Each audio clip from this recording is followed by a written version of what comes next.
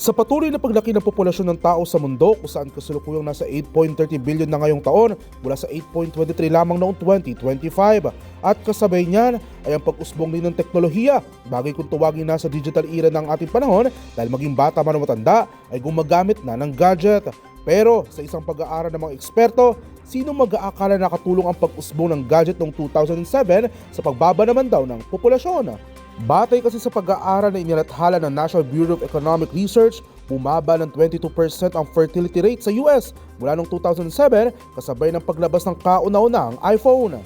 Unang iniugnay ng mga eksperto ang pagbaba ng birth rate sa pagbagsak ng global finance system noong 2008 na nagdulot ng malawakang paghihirap sa milyon-milyong katao. Gayunman, giit ng mga mananaliksik, hindi pa rin nakitaan na malaking pagtaas sa birth rate kahit unti-unti na nakabawi ang ekonomiya.